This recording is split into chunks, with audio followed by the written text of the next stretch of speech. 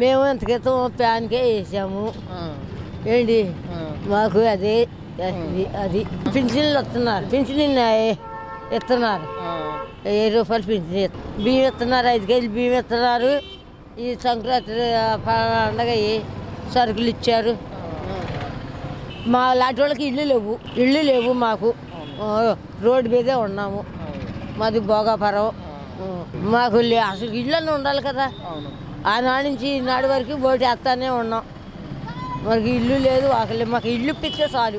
మేము జగన్ వస్తే జరుగుద్ది అనుకుంటాం. చంద్రబాబు నాయుడు ఏ హామీలన్నీ ఇచ్చి మోసం చేశాడు. 613 హామీలు ఇచ్చాడు, దానిలో 13 కూడా నెరవేర్చలేదు. అందుకని మేము జగన్, యువతరం మొత్తం జగన్ కోరుకుంటున్నాం. జరగలేదని మేము భావిస్తున్నాం. మా రైతులకి ఏం జరగలేదని మేము భావిస్తున్నాం. పవన్ కళ్యాణ్ గారు అంటే మేమేం చెప్పలేం, కానీ మేమైతే జగన్ రావాలి, జగన్ వస్తే మార్పు వస్తుందని మేము కోరుకుంటున్నాం. టీడీపీ, వైసీపీ జగనే వస్తాడు.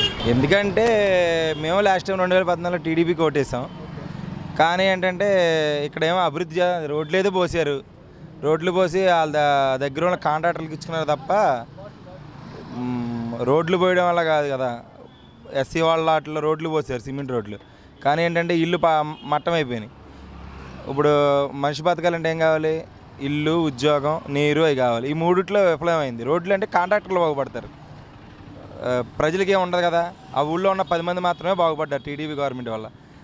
వైసీపీ వస్తే ఏంటంటే తమిళనాడు, కర్ణాటక తరహాగా ఒక గవర్నమెంట్ చేంజ్ అయితే బాగుంటుందని, మార్పు కావాలని కోరుకుంటున్నాం. లాస్ట్ టైం 46 ఏళ్ళ అనుభవం అని చెప్పాడు, కానీ ఈసారి 46 సంవత్సరాలు ఉన్న వ్యక్తిని చూడాలని మేము కోరుకుంటున్నాం.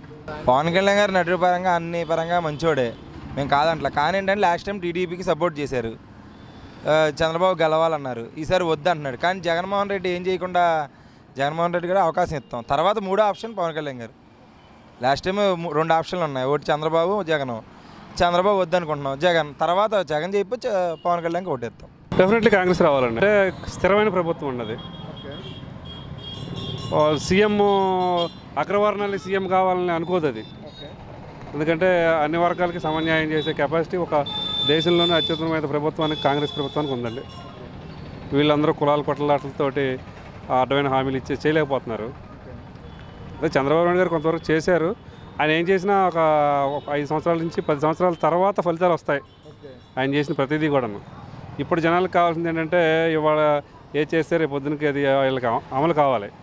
అలాంటివి అమలు చేయడం ఎవరి వల్ల కాదు. అభివృద్ధి వరకు పర్లేదండి. రోడ్ల వరకు కొంతవరకు రోడ్లు అయ్యి ప్రాబ్లమ్స్ అయ్యి వచ్చినాయి. అంటే మనకి లోటు ప్రభుత్వంలో విడదీయబడిన ఆంధ్రప్రదేశ్ని ఇంచుమించు డెవలప్ చేయకపోయినా, ఆ బడ్జెట్ని పెంచకపోయినా అదే లోటు బడ్జెట్ కంటిన్యూ చేసుకుంటూ ఇచ్చింది. అదే తెలంగాణ ప్రభుత్వం 50,000 కోట్లలో పైబడి బడ్జెట్ హై బడ్జెట్లో ఉన్నప్పుడు ఇచ్చినా కానీ అది ఏం చేసింది? లో బడ్జెట్ తీసుకొచ్చింది. వాళ్ళ దాంతో పోల్చుకుంటే మన డెవలప్ అయినట్టేనండి.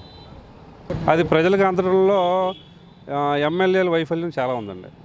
ఎమ్మెల్యేలు మార్చాలండి. ఎందుకంటే ఇదే ఎమ్మెల్యేలు ఇంకో ప్రభుత్వానికి వెళ్ళినా ఇదే ఎమ్మెల్యేలు ఉంటున్నారు, ఆ పార్టీలోకి వెళ్ళినా అదే ఎమ్మెల్యేలు ఉంటున్నారు. కాబట్టి ఎమ్మెల్యేలు తీరు మారాలండి. అలాగే ప్రజల అభిప్రాయాలు కూడా మారాలి. ఎవరో వస్తారు ఏదో చేస్తారనుకోకుండాను అనుభవం ఉన్న పాలకులను ఎన్నుకుంటే ఉపయోగకరంగా ఉంటుంది. డెఫినెట్లీ వైఎస్ఆర్సీపీ అండ్ టీడీపీ అది ఆవేశపూర్వకమైన నిర్ణయం, కానీ అది అమలు కాదు. అంతగా ఆకర్షించలేకపోయారు ఆయన.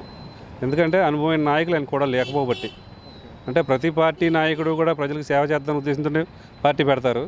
కానీ వాళ్ళ పక్కన ఉన్న నాయకులు కావచ్చు, ఎమ్మెల్యేలు కావచ్చు, ఎంపీలు కావచ్చు, వాళ్ళ గురించి వీళ్ళు చేయలేకపోతారు. కులాల కుమ్ములాటలు లేకుండా జనాలు కూడా తెలుసుకోవాలండి. మా కులం వాడు నాయకుడు అయ్యాడు, మా కులం వాడు నాయకుడు అయ్యాడు అనుకుంటే అందరు కులాలు ఆఖరికి అణగారిపోతాయండి. అంటే వైఎస్ఆర్ చేశారు ఎందుకు చేయలేదు? అంటే లాస్ట్ టైం ఎలాగో రాలేదు, ఈసారి కొత్తగా ఛాన్స్ ఇద్దామని ప్రజలకు అదొక అభిప్రాయం ఉంది. ఏమన్నా చేస్తే ఇంకా బాగా చేస్తారేమో అని. నెక్స్ట్ టైం ఈయన చేశారు కదా, పవన్ కళ్యాణ్ చేయలేదు. లాస్ట్ టైం ఈయన చేశారు, మళ్ళీ ఇప్పుడు చేస్తున్నారు. అందులో వాళ్ళ ఫాదరు అది ఉంది కాబట్టి ఆయనకే రావచ్చు అని చూస్తున్నారు. వైఎస్ఆర్ టీడీపీ. ఈ వీడియో గనుక మీకు నచ్చినట్లయితే లైక్ చేయండి, షేర్ చేయండి. మరిన్ని వీడియోస్ కోసం మా ఛానల్ను సబ్స్క్రైబ్ చేయండి.